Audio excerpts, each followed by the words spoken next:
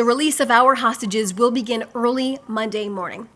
We are expecting all 20 of our living hostages to be released together at one time to the Red Cross and transported among 6 to 8 vehicles without any sick displays by Hamas, the terror organization. The hostages will then be driven to forces inside of Israeli-controlled parts of Gaza and then transferred to the Reim base in southern Israel, where they will then reunite with their families. Once the Red Cross hands the remains to the IDF forces inside of controlled Israeli territory in Gaza, our forces will hold a short ceremony in the Gaza Strip during that handover. The coffins will be draped with Israeli flags. Prime Minister Netanyahu invited President Trump to speak at the Knesset. The president will arrive tomorrow around 9:20 a.m. at Ben Gurion Airport.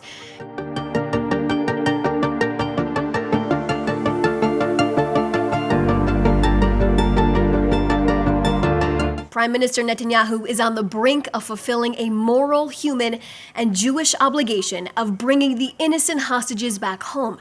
The hostages who were brutally taken by uncivilized people in Gaza, led by terror organizations that have nothing but hatred towards Jews, Israelis, the Jewish state, and Western civilization.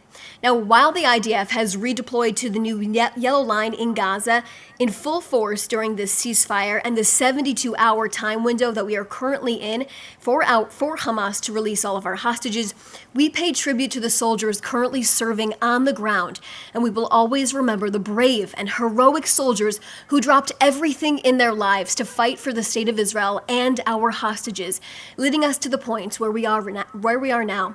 We remember the 915 IDF soldiers who gave their lives for us to get to this point. May their memories forever be a blessing.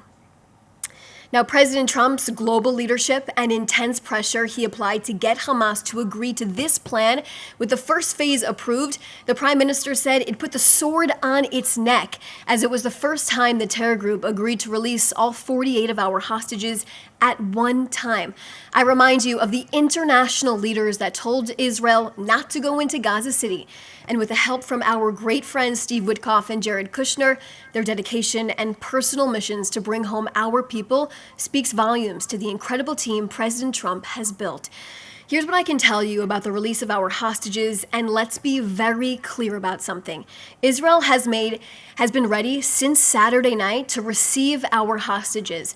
A report that came out from the Wall Street Journal suggests that Hamas is willing to release the hostages as soon as today. This is not a gesture of kindness from Hamas. Let's remember, they took our people as hostages, starved and tortured them in captivity, and even murdered some in captivity as well. Hamas could have released our hostages 2 years ago. So the Prime Minister's response? Israel is prepared and is ready to immediately receive all of our hostages. The release of our hostages will begin early Monday morning. We are expecting all 20 of our living hostages to be released together at one time to the Red Cross and transported among 6 to 8 vehicles without any sick displays by Hamas, the terror organization. The hostages will then be driven to forces inside of Israeli-controlled parts of Gaza and then transferred to the Reim base in southern Israel, where they will then reunite with their families. Israel is ready. If a living hostage requires any urgent medical attention, they will be brought to a medical facility immediately. The Prime Minister instructed Gal Hirsch, the coordinator for the captives and the missing, to arrange with the ICRC to have a convoy of ambulances ready for our hostages and all equipment needed in case a hostage needs immediate medical support, in which case both Soroka and Barzilai hospitals will be on standby. There will be medical staff accompanying the hostages during their entire journey back to Israel. From Reim, the hostages will travel with their families to one of 3 main hospitals. 10 hostages will be sent to Sheba Medical Center, 5 hostages at Belenson, and 5 hostages will receive treatment at Ichilov. All 3 hospitals are prepared at all levels to receive them. Prime Minister Netanyahu visited Sheba Medical Center just the other day, one of the hospitals who will receive our hostages, and he examined the preparations for the hostages and their family members. The Prime Minister walked through the rooms they will be staying in with their family spaces as well, and control center to understand the enormous procedures that are in place to rehabilitate the hostages. Now, he praised the readiness of the medical teams who have experts on staff at all times to assist our hostages in any condition that they may be returning in. Our living hostages will face difficult tasks of physical and mental rehabilitation during this time. The entire nation of Israel will embrace them and help them get back on their feet and ensure proper Jewish burials for those who were taken from us. We are also ready and prepared to receive the bodies of our 28 hostages who have the living hostages after the living hostages are released. These hostages were either murdered by terrorists on October 7th, murdered in captivity, or have been held in Gaza by terrorists since 2014. Now, once the Red Cross hands the remains to the IDF forces inside of controlled Israeli territory in Gaza, our forces will hold a short ceremony in the Gaza Strip during that handover. The coffins will be draped with Israeli flags, and traditional Jewish memorial prayers for the dead will be said. The mourner's Kaddish prayer will be recited. The bodies will then be brought to the Abu Kabir Forensic Institute for identification in the Yafo area. Now, following the ID process and in coordination with the Jewish law and, of course, tradition, their families will then be notified in an appropriate time frame to bury their loved ones in a timely fashion. Tomorrow will be a day of reunification and excitement for some families who have waited 2 years to embrace their loved ones, while other families will grieve the return of their loved ones, closing a painful circle with proper and dignified burials. An international body, which was agreed on in this plan, will help locate the hostages if they are not found and released tomorrow.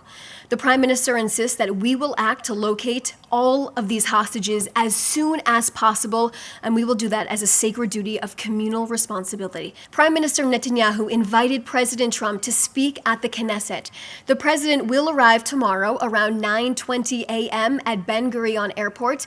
He will be welcomed by Prime Minister Netanyahu, Mrs. Sarah Netanyahu, and the President Herzog.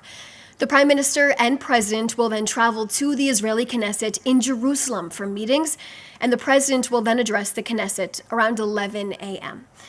The Prime Minister will turn Simchat Torah, the 2 years since our hostages were brutally taken and Hamas launched a horrific war on Israel, from a day of national grief to a day of national joy. The first question I'm going to take is from Joel Pollack from Breitbart News.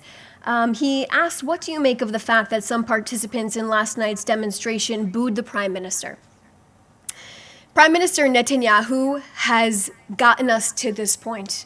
In cooperation, in coordination with President Trump, this is why we are here today, waiting for our hostages to return home. Through military, through diplomatic pressure, Prime Minister Netanyahu took risks, and those risks led us to this point. The first phase of this plan is releasing all of our hostages, and that was a dedication and a promise he made to those families. And here I am, standing today, telling you that the Prime Minister is following through on that promise. There's a question from Bell True from The Independent. If not all the bodies of the hostages are handed over, or if Hamas misses the deadline, would that be a violation of the deal? Let's get something straight. Israel is committed to this plan that was signed off on. All 48 of our hostages will be returning back to Israel, whether they are alive or deceased. Like I mentioned in this briefing before, there is this international committee that will be finding and helping locate any of the hostages' bodies if they are not released tomorrow.